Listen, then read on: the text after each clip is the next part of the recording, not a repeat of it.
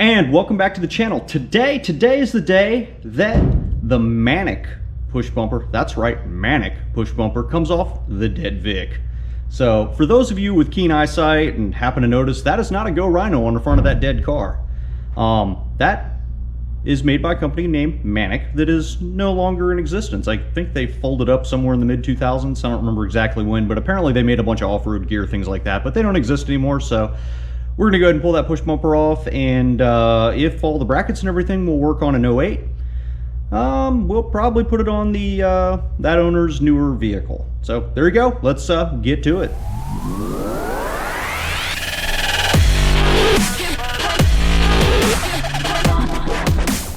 So the first thing you're going to notice when we go to remove this push bumper is it installs a little bit differently than, you know, say like a Go Rhino or Satino or, you know, some of the other ones that are out there on the market, some of the other variations. As you can see, it is, well, kind of jammed straight through the bumper, not very prettily. And it uses an Allen, like an Allen key wrench. My name is Allen. But I believe it's a 8mm. that you're going to need. Let me see, I got one of my tools here. Yeah, it's going to need an 8mm on one side and then a 3/4 inch wrench for the other side to hold the lock bolt in place, or the lock nut in place. So unlike, say, the Go Rhinos that I've worked on that are just regular, you know, nut and bolt, this one actually has an Allen key bolt and a lock nut on the other side. So a little bit different, but yeah, if you don't happen to have an 8mm wrench, it's going to make it a little bit harder for you to pry it off the front of the car if you're trying to steal it off somebody's car in the parking lot. Anyway, let's get to it. So one thing you'll quickly notice is that the way this was mounted didn't work real good with the bumper. So on the next bumper, we'll probably have to cut the slots a little bit higher. And the other mount goes straight through the bottom there. Same on this side. You can see a lot of stress from where it was punched through the bumper. You can see where they cut the hole originally was down here, but the bumper ended up ultimately working its way through.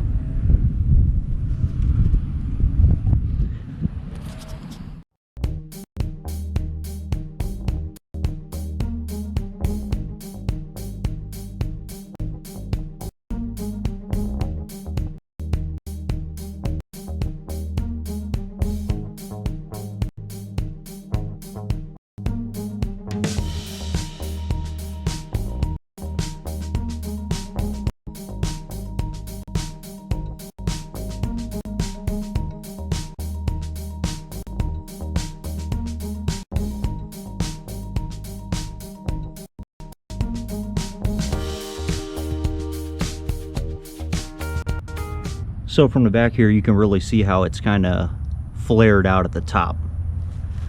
And then of course we got the brackets right here, which don't look super peaceful.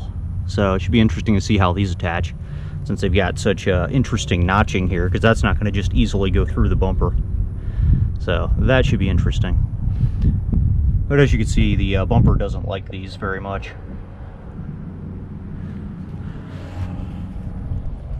Alright, so you could tell by the ugly chrome grille that we were sitting in front of my Vic and, you know, wraparounds. And the first thing I notice is that in order for that push bumper to go on here, there's a rubber piece here that's going to have to come and go away. And then back there's a couple of, can't really see them because it's kind of awkward, but there's a couple bolts down there that it can hook onto. But in order for it to happen, the plastic's got to go away. Same on this side. So over here, this plastic's got to go away so we can gain access to, I guess, that bolt right there, and then the bolt that's underneath of it.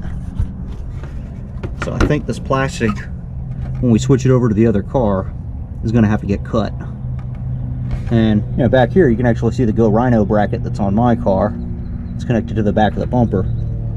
So the Manik actually connects back there, back in this area behind this plastic. So there's like a big box looking piece that it connects on this side and on the other side, and then the arms go through the bumper to hold the push bumper on. So we'll go over to the dead Vic and I'll show you what I'm talking about. So here we are on the dead Vic, And what you'll notice immediately is this thing right here. This is part of the mounting hardware, and you can see down in there is one of those bolts I was talking about. On my car, there's a big piece of plastic right here that's blocking all this, and of course you don't see all of this extra right here that is kind of intertwined with this stuff. And then over here kind of looks like they kind of wanted it intertwined up here, but it never really got connected for some reason. And then it comes across to over here and attaches over there. These bolts that you see in the top hold this arm on so that you can slide it out of the front of the bumper. And same thing over here. And then down below at the bottom, the very bottom, way down there, there's a couple more bolts. I don't even know if I can get the camera down there so you can see what I'm talking about, but way back in there, kind of down in that area, is another set of bolts that hold that lower support on. So it looks like it can be done.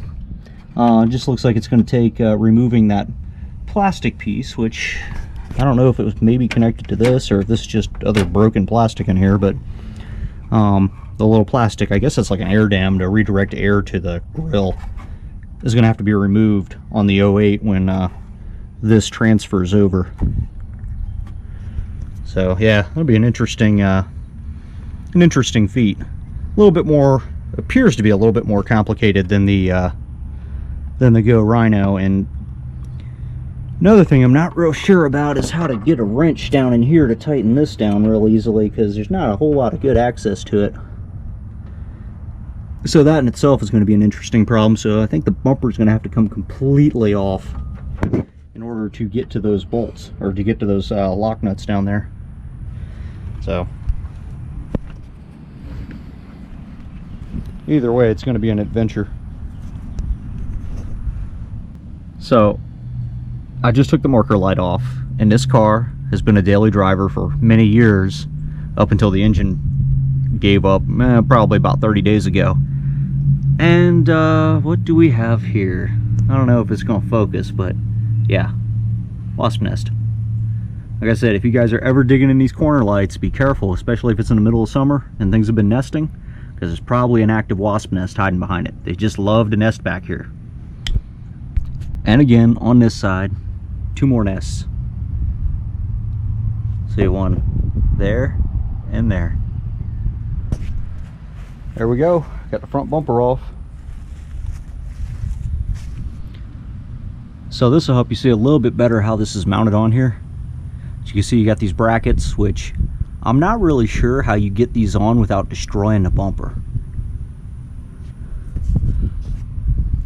because they got to get connected way back in here. I'm not really sure how you connect all this stuff together without taking everything completely apart, and then you got to figure out how to put it all back together.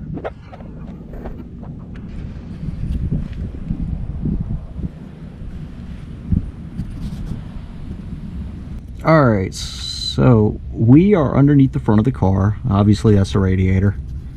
And then you can see this is one of the mounting brackets that goes up, and then inside there's 2 pieces that go to that front, the upper brace, and then this is the lower brace. And then back in here there's 2 more bolts. So I'm up to at least 6 different bolts right here to get this thing, this one side, off the front of the car. And then I got even more bolts up here. So there's this weird arm piece that connects to some stuff. Like they almost thought about maybe putting a speaker housing up there. So I got to figure out how to disconnect all that stuff too. I'm starting to understand why this push bumper didn't sell real well.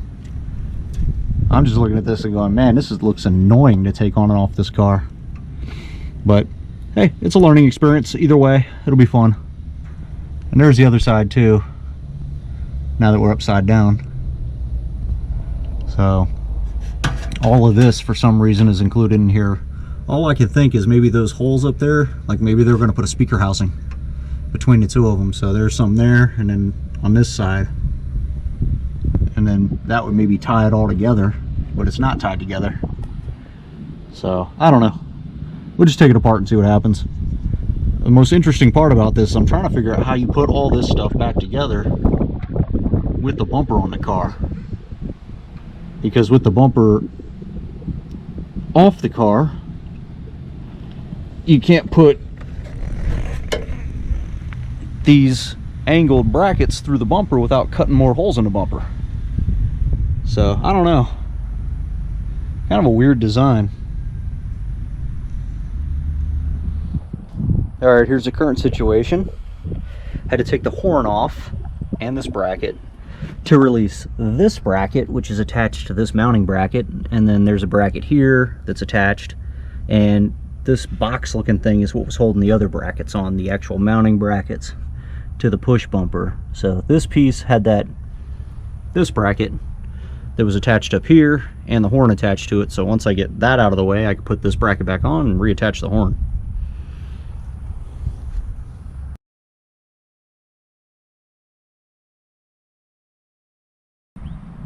Well, that only took half a day, but the push bumper's off now. The bumper's kind of just sitting there because I didn't feel like reattaching everything and making it all pretty again, but there you go. So here it is in all its glory, the Manik push bumper and the entire contraption that holds it to the front of the car. Look at all this madness back here. Look at all of this. So all of this stuff attaches to the frame of the car, it looked like, and holds it onto the front. What is kind of interesting to me is how awkward it is to get to these bolts, because when you go to put this thing back on the car, as you can see, there's little like L brackets here, so you can't just, I mean, the bottom you can do, but the top's got an L bracket too, so the bottom you can get on there without too much aggravation, but this top, you can't put this bar on first and then just connect the push bumper to it, because that would have to go through the bumper cover, which means you'd have to kind of gouge the bumper cover pretty badly to make it work.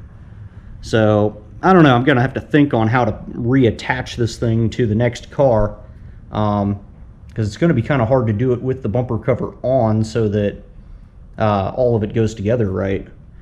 But there you go. As you can see, it's flared at the top. And I really do think that this is some kind of potential siren mount. As you can see, it's kind of sagging because not everything's tightened down, but yeah, maybe one of these sirens over here could actually sit in there and brace that a little better.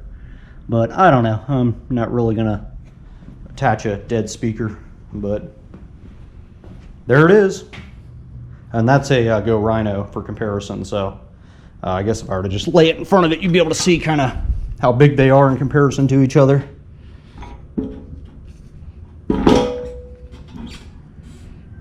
So there you go. It's a Go Rhino directly in front of a Manik. You can kind of see how it flares at the top. They're almost the same size. Of course, that Go Rhino is in pretty rough shape. The only other thing I noticed when I was moving this thing around is up underneath it here, there actually looked like there was some kind of tag, but I couldn't tell you what that says. It probably used to say maybe the model number or something, but all that has rotted away. Well, now that I'm really tired, really sore, and really dirty, hopefully you guys enjoyed seeing how that push bumper comes off the front of a car, and then maybe in a few weeks or at some point in time I'll put it on the front of a 2008, but not mine. Anyway, thanks for watching, thanks for checking out the video, love to all of you, and if you have any questions, comments, concerns, throw them down in the comments, and we'll catch you on the next video. Thanks.